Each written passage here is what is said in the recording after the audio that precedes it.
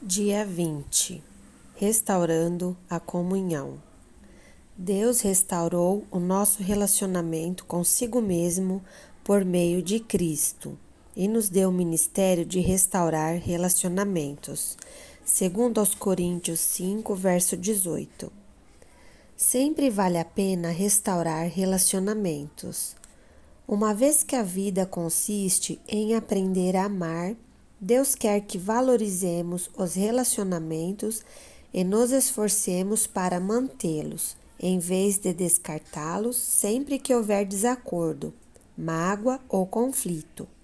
Na verdade, a Bíblia diz que Deus nos deu o ministério de restaurar relacionamentos, segundo aos Coríntios 5, verso 18.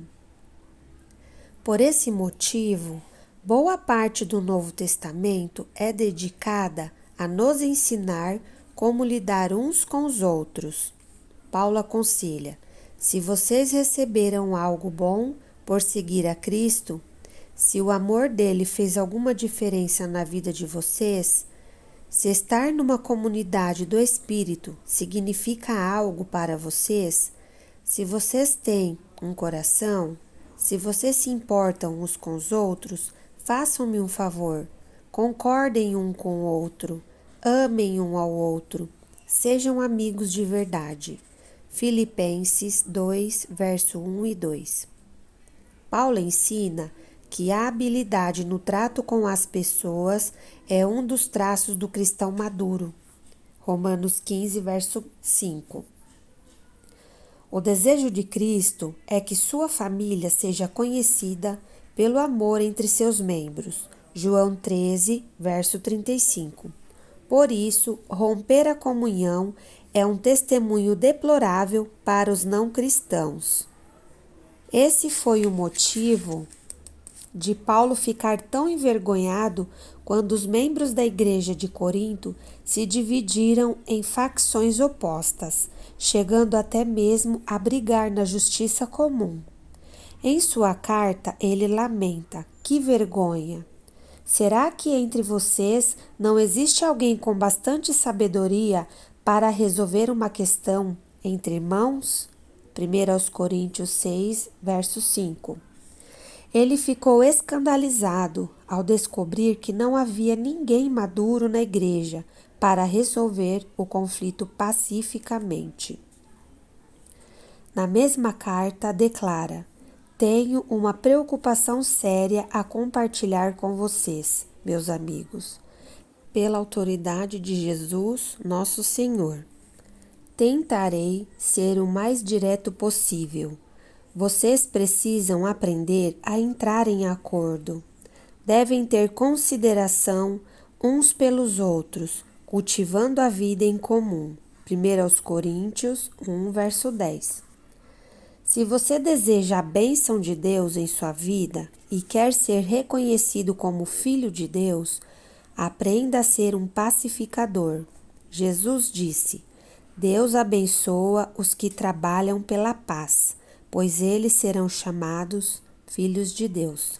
Mateus 5, verso 9.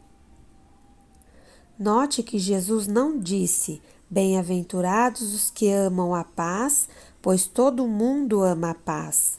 Nem disse: bem-aventurados os pacíficos, que nunca se incomodam com nada. Ele chama bem-aventurados os que trabalham pela paz, aqueles que procuram efetivamente solucionar conflitos. Pacificadores são raros, porque promover a paz é um trabalho muito difícil. Você foi formado para ser parte da família de Deus, e o segundo propósito de sua vida aqui é aprender a amar e a se relacionar com as pessoas. Por isso, promover a paz é uma das habilidades mais importantes que você pode desenvolver. Infelizmente, a maioria de nós jamais aprendeu a resolver conflitos. Promover a paz não é evitar conflitos. Fugir de um problema fingindo que ele não existe ou ter medo de falar sobre o assunto é, na verdade, covardia. Jesus, o príncipe da paz, nunca teve medo de conflitos. Em determinada ocasião, ele provocou um conflito para o bem de todos. Há momentos em que devemos evitar o conflito, mas há ocasiões em que precisamos criá-lo e situações em que precisamos solucioná-lo.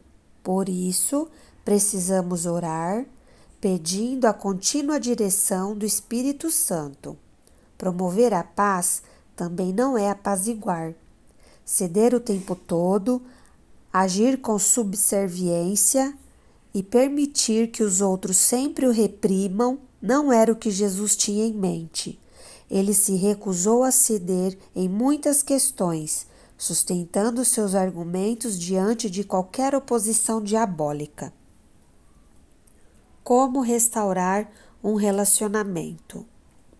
Como cristãos, Deus nos chamou para que ajudássemos nossos relacionamentos uns com os outros. Segundo aos Coríntios 5, verso 18. Seguem 7 passos bíblicos para a restauração da comunhão. Primeiro, fale com Deus antes de falar com a pessoa. Converse com Deus a respeito do problema. Se você orar a respeito do conflito, em vez de se juntar a alguém para murmurar, descobrirá que, em geral, ou Deus muda seu coração ou muda o coração da outra pessoa, sem sua ajuda. Todos os relacionamentos seriam mais tranquilos se você tão somente orasse mais a respeito deles. Assim como Davi compôs os salmos, use a oração para desabafar verticalmente. Conte a Deus suas frustrações. Clame por ajuda. Ele nunca fica surpreso ou aborrecido com sua raiva, mágoa, insegurança ou qualquer outra emoção. Portanto, diga-lhe exatamente como se sente. A maioria dos conflitos tem raízes em necessidades não satisfeitas. Algumas dessas necessidades só podem ser alcançadas por Deus. Quando você espera que uma pessoa, amigo, mulher, chefe ou membro da família, satisfaça uma necessidade que somente Deus pode atender, está se candidatando à amargura e à decepção. Ninguém pode suprir todas as suas necessidades, exceto Deus. O apóstolo Tiago observa que muitos de nossos conflitos acontecem por falta de oração. De onde vêm as guerras e contendas que há entre vocês? Vocês cobiçam coisas, mas não as têm. Não têm porque não pedem. Tiago 4, verso 1 e 2. Em vez de confiar em Deus, preferimos crer que os outros nos farão felizes e então ficamos furiosos quando eles nos decepcionam. Deus, porém, está dizendo: por que você não vem primeiro a mim? 2. Tome sempre a iniciativa. Não importa se você ofendeu ou foi ofendido. Deus espera que você dê o primeiro passo. Não espere pela outra parte. Vá primeiro a ela. Restaurar a comunhão perdida é tão importante que Jesus lhe deu precedência até mesmo sobre o culto de adoração. É assim que eu quero que vocês se conduzam. Se alguém estiver no local do culto, prestes a fazer uma oferta, e de repente se lembrar de que um amigo tem algum ressentimento contra ele, deixe de lado a oferta, saia imediatamente, procure o amigo e conserte a situação. Depois de fazer isso, então poderá voltar e oferecer seu culto a Deus. Mateus 5, verso 23 e 24. Quando a comunhão é prejudicada ou rompida, planeje imediatamente uma conferência de paz. Não fique adiando, arrumando desculpas, nem prometendo. Resolvo isso qualquer dia desses. Programe um encontro o mais rápido possível. Demoras só aprofundam ressentimentos e pioram a situação. Quando se trata de conflitos, o tempo não cura nada, pelo contrário, as mágoas tornam-se mais profundas. Agir rapidamente também evita que os danos espirituais sejam maiores.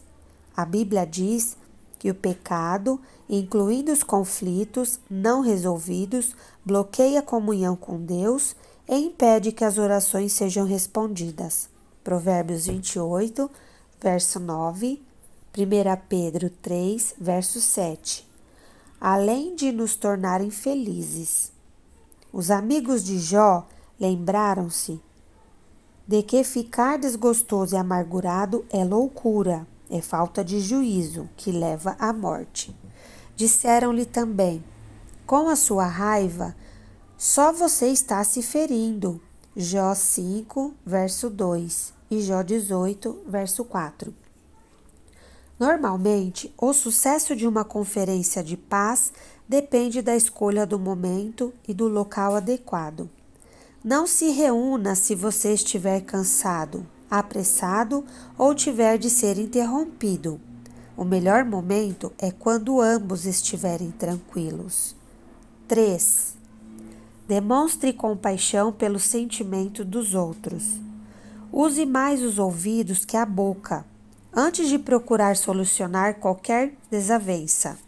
Você deve primeiro levar em consideração os sentimentos das pessoas. Paulo aconselha que ninguém procure somente os seus próprios interesses, mas também os dos outros. Filipenses 2, verso 4. O verbo procurar é a tradução do grego scopus, do qual formamos a palavra telescópio e microscópio. Significa estar alerta, observar. Concentre-se em seus sentimentos, não nos fatos. Comece pela compaixão, não pela solução do problema. Não comece tentando arrancar das pessoas o que elas sentem. Ouça-as apenas, deixando que se descarreguem emocionalmente sem ficar na defensiva. Concorde com a cabeça, sinalizando que compreende, mesmo que tenha outra opinião. Os sentimentos nem sempre são verdadeiros ou lógicos. Na verdade, os ressentimentos nos fazem agir e pensar como tolos. Davi admitiu certa vez: o meu coração estava cheio de amargura, eu fiquei revoltado. Eu não podia compreender, ó Deus, era como um animal sem entendimento. Salmo 73, verso 21 e 22. Todos agimos como bestas feras quando estamos feridos. Em contrapartida, a Bíblia diz: a sabedoria do homem lhe dá paciência. Sua glória é ignorar as ofensas. Provérbios 19, verso 11. A paciência tem origem na sabedoria, e a sabedoria tem origem no fato de ouvir a perspectiva dos outros. Quando ouve, você está dizendo: valorizo sua opinião, preocupo-me com nosso relacionamento e você é importante para mim. O ditado é verdadeiro. As pessoas não se importam com o que sabemos até que saibam que nos importamos. Para restabelecer a comunhão, é preciso carregar o fardo de termos consideração para com as dúvidas e temores de outras pessoas. Agradecemos ao outro e não a nós próprios, e façamos aquilo que é para o seu bem. Romanos 15, verso 2. É torturante absorver pacientemente a raiva dos outros, sobretudo quando ela é infundada. Mas lembre-se, foi isso que Jesus fez por você. Ele suportou uma fúria inundada e maliciosa para salvá-lo, pois não buscou sua própria satisfação, mas conforme está escrito: os insultos dos que te injuriaram caíram sobre mim. Romanos 15, verso 3. Quarto, confesse sua parte no conflito. Se você realmente deseja restaurar um relacionamento, comece admitindo os próprios erros e transgressões. Jesus disse que esta é a forma de ver as coisas com mais clareza. Primeiro, tire a viga do seu olho e então, talvez, você enxergará suficientemente bem para tirar o cisco do olho de seu amigo. Mateus 7, verso 5. Já que todos temos pontos cegos, você precisará pedir a uma terceira pessoa que o ajude a avaliar suas ações antes de se encontrar com quem tem um conflito. Também peça a Deus que lhe mostre quanto você mesmo contribuiu para o problema. Pergunte: eu sou o problema? Estou sendo irrealista, insensível ou sensível demais? A Bíblia diz: se afirmarmos que estamos sem pecado, enganamos a nós mesmos e a verdade não está em nós. 1 João 1, verso 8. A confissão é uma ferramenta poderosa para a reconciliação. Não raro, a forma de lidarmos com o conflito cria um problema ainda maior. Quando você começa admitindo humildemente os erros, isso neutraliza a raiva da outra pessoa e a deixa desarmada, porque ela provavelmente esperava que você ficasse na defensiva. Não dê desculpas, nem transfira a culpa. Apenas confesse sinceramente qualquer participação que tenha tido no conflito. Aceite a responsabilidade pelos erros e peça perdão. 5. Invista contra o problema, não contra a pessoa. Não há como solucionar o problema se você estiver preocupado em identificar a culpa. Você terá de fazer uma escolha.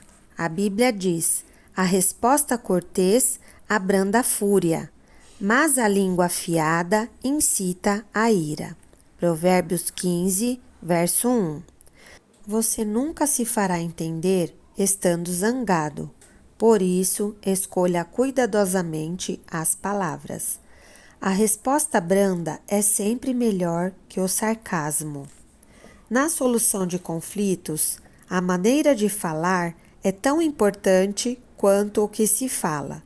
Se você se expressar de forma ofensiva, a outra pessoa ouvirá de forma defensiva. Deus nos diz: quem tem coração sábio é conhecido como uma pessoa compreensiva. Quanto mais agradáveis são as suas palavras, mais você consegue convencer os outros. Provérbios 16, verso 21. Irritar as pessoas jamais funciona e você nunca é persuasivo quando é rude. Durante a Guerra Fria, ambos os lados concordaram em que algumas armas eram destrutivas, que jamais deveriam ser usadas. Atualmente, as armas químicas e biológicas foram banidas e os estoques de armas nucleares estão sendo reduzidos. Para o bem da comunhão, você deve destruir seu arsenal de armas nucleares relacionais, ou seja, condenar, menosprezar, comparar, rotular, insultar, ironizar e reagir com sarcasmo. Paulo resume tudo isso desta forma: não digam palavras que fazem mal aos outros, mas usem apenas palavras boas que ajudam os outros a crescer na fé e a conseguir o que necessitam, para que as coisas que vocês dizem façam bem aos que ouvem. Efésios 4, verso 29. Sexto, coopere tanto quanto possível. Paulo disse: façam todo o possível para viver em paz com todas as pessoas. Romanos 12, verso 18. A paz sempre tem uma etiqueta de preço. Às vezes, custa nosso orgulho e quase sempre custa nosso egoísmo. Pelo bem da comunhão, faça o melhor que puder para chegar a um acordo. Adapte-se aos outros e mostre preferência pelas necessidades deles. Romanos 12, verso 10, Filipenses 2, verso 3. Uma paráfrase da sétima bem-aventurança de Jesus diz: abençoados são vocês que conseguem mostrar que cooperar é melhor que brigar ou competir. Desse modo, irão descobrir quem vocês realmente são e o lugar que ocupam na família de Deus. Mateus 5, verso 9. 7. Enfatize a reconciliação, não a solução. É ilusão esperar que todos concordem a respeito de tudo. A reconciliação atém-se ao relacionamento, enquanto a solução está vinculada ao problema. Quando focamos a reconciliação, o problema perde importância e, não raro, se torna irrelevante. Podemos restabelecer um relacionamento mesmo quando somos incapazes de resolver nossas diferenças.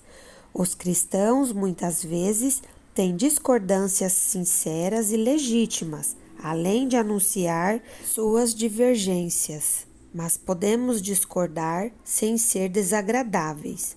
O mesmo diamante tem diferentes aspectos quando visto de diferentes ângulos. Deus espera unidade, não uniformidade. Podemos caminhar de braços dados sem concordar em tudo. Isso não significa que você deva desistir de encontrar uma solução. Talvez você precise continuar conversando e até mesmo discutindo, mas faça isso com espírito de harmonia. Reconciliação significa fazer as pazes, não necessariamente esquecer o assunto. Depois de ler esse capítulo, com quem você acha que precisa entrar em contato? Com quem você precisa restaurar a comunhão? Não demore mais nem um segundo. Faça uma pausa agora mesmo e converse com Deus sobre essa pessoa. Então, pegue o telefone e comece o processo. Esses 7 passos são simples, mas não são fáceis. É necessário muito esforço para restaurar a comunhão com alguém. Foi por isso que Pedro recomendou: esforcem-se para viver em paz com os outros. 1 Pedro, capítulo 3, verso 11. Quando você tenta promover paz, está fazendo o que Deus faria. É por isso que os pacificadores são chamados filhos de Deus. Mateus 5, verso 9. Dia 20. Pensando sobre o meu propósito de vida. Tema para reflexão. Sempre vale a pena restaurar os relacionamentos. Versículo para memorizar. Façam todo o possível para viver em paz com todas as pessoas. Romanos 12, verso 18. Pergunta para meditar. Com quem estou precisando restaurar meu relacionamento? Suas divergências, mas podemos discordar sem ser desagradáveis. O mesmo diamante tem diferentes aspectos quando visto de diferentes ângulos. Deus espera unidade, não uniformidade. Podemos caminhar de braços dados sem concordar em tudo. Isso não significa que você deva desistir de encontrar uma solução. Talvez você precise continuar conversando e até mesmo discutindo, mas faça isso com espírito de harmonia. Reconciliação significa fazer as pazes, não necessariamente esquecer o assunto. Depois de ler esse capítulo, com quem você acha que precisa entrar em contato? Com quem você precisa restaurar a comunhão? Não demore mais nem um segundo. Faça uma pausa agora mesmo e converse com Deus sobre essa pessoa. Então, pegue o telefone e comece o processo. Esses 7 passos são simples, mas não são fáceis. É necessário muito esforço para restaurar a comunhão com alguém. Foi por isso que Pedro recomendou: esforcem-se para viver em paz com os outros. 1 Pedro, capítulo 3, verso 11. Quando você tenta promover paz, está fazendo o que Deus faria. É por isso que os pacificadores são chamados filhos de Deus. Mateus 5, verso 9. Dia 20. Pensando sobre o meu propósito de vida. Tema para reflexão. Sempre vale a pena restaurar os relacionamentos. Versículo para memorizar. Façam todo o possível para viver em paz com todas as pessoas. Romanos 12, verso 18. Pergunta para meditar. Com quem estou precisando restaurar meu relacionamento?